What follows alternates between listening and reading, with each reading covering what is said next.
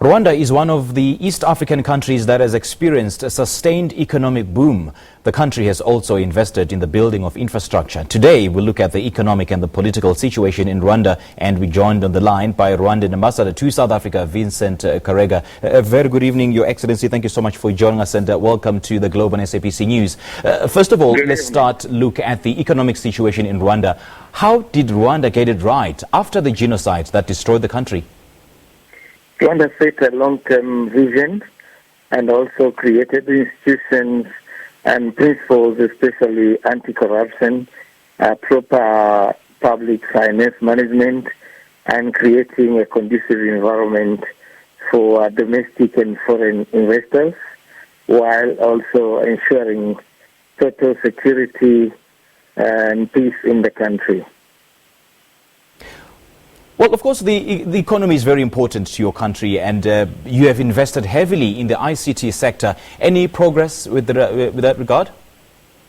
A lot, because most of our service delivery is done online, and also government and parliament use a lot of their activities, their communication, their decision-making through ICT.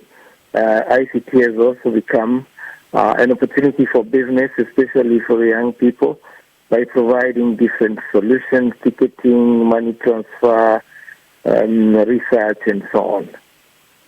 Ambassador, let's now look at some of the challenges. As much as the country is doing very well, there are people who are questioning the human rights culture in your country. How do you react to such criticism?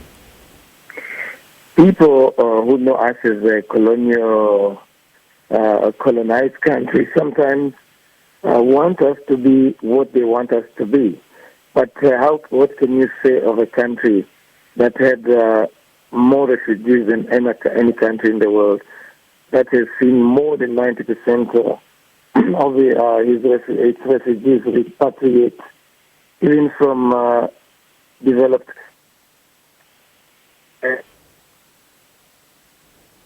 women in parliament, women in government, has increased, but still people continue to treat it as a non-human rights respecting country for reasons we don't understand and we don't know. But on ground, our people are happy.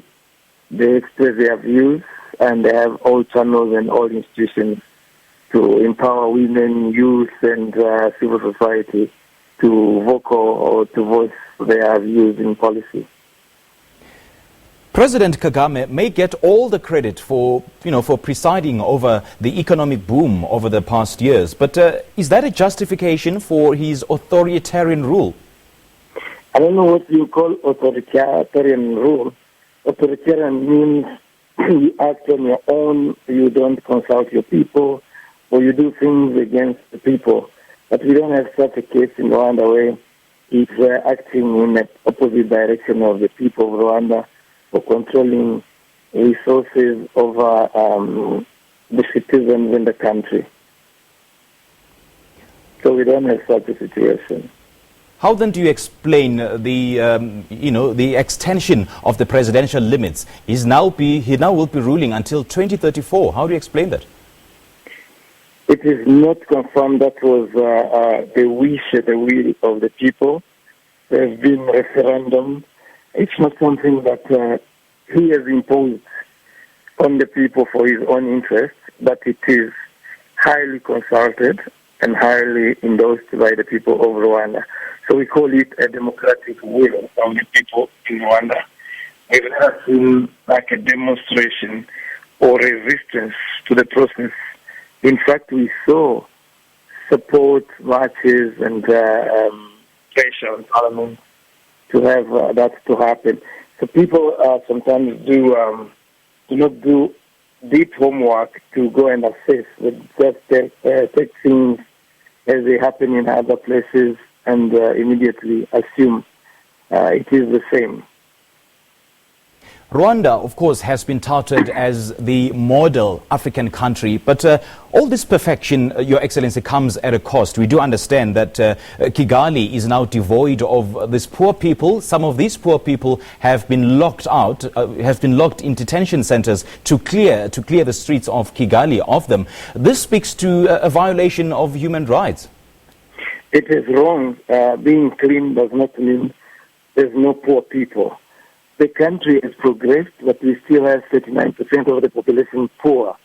So you can't get rid of 39% population and hide them. We clean in the village. We clean in the poor area as well.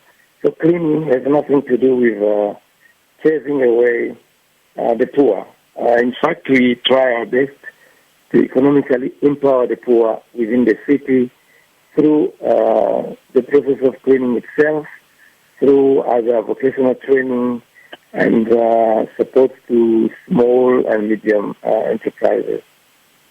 Your Excellency, thank you so much for joining us. That was Rwandan Ambassador to South Africa, Vincent Karega, joining us on the line.